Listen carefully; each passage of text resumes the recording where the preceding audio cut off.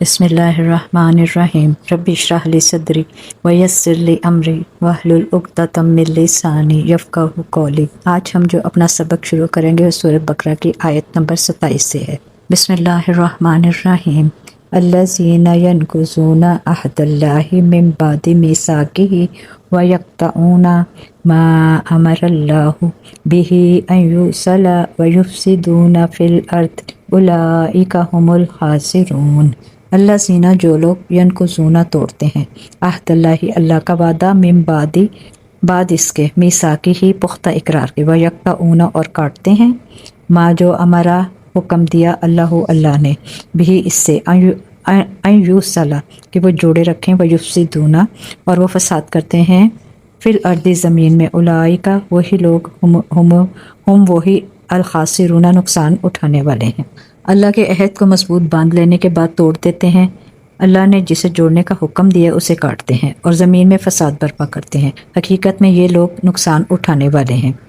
بادشاہ اپنے ملازموں اور رعایا کے نام جو فرمان یا ہدایت جاری کرتا ہے ان کو عربی محاورے میں عہد سے تعبیر کیا جاتا ہے کیونکہ ان کی تعمیل رعایا پر واجب ہوتی ہے۔ یہاں عہد کا لفظ اسی معنی میں استعمال ہوا ہے۔ اللہ کے عہد سے مراد اس کا وہ مستقل فرمان ہے جس کی روح سے تمام نوع انسانی صرف اسی کی بندگی کرتے ہیں، اطاعت اور پرستش کرنے پر بھی مامور ہیں۔ مضبوط باندھ لینے کے بعد سے اشارہ اس طرف ہے کہ آدم کی تخلیق کے وقت تمام نوع انسانی سے اس فرمان کی پابندی کا اقرار لیا گیا تھا۔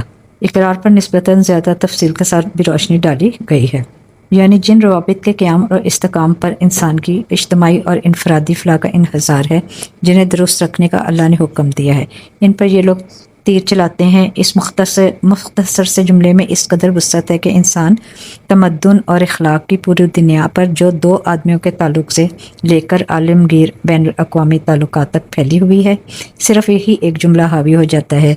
رابطوں کو کاٹنے سے مراد محض تعلقات کا انسان کا انقطاع ہی نہیں بلکہ تعلقات کی صحیح اور جائز صورتوں کے سوا جو صورتیں بھی اختیار کی جائیں گی وہ سب اس میں آ جائیں گی، کیونکہ ناجائز اور غلط روابط کا انجام وہی ہے جو قطعی روابط ہے، یعنی کہ تعلق توڑنے کا، یعنی بین الانسانی معاملات کی خرابی اور نظام اخلاق و تمدن کی بردباری۔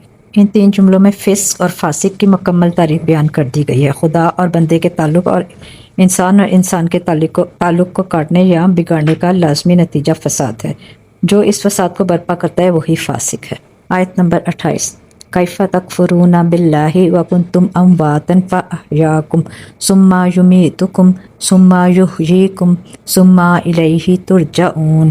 کیفا کس طرح تکفرون تم کفر کرتے ہو باللہ اللہ کا، وکنتم اور تم تھے امواتن بے جان، فاحیاکم سو اس نے تمہیں زندگی بخشی، ثم یمیتکم پھر وہ تمہیں مارے گا، ثم پھر یحییکم تمہیں جلائے گا، زندہ کرے گا دوبارہ، ثم پھر الیہ اسی کی طرف ترجعون تم واپس لوٹائے جاؤ گے۔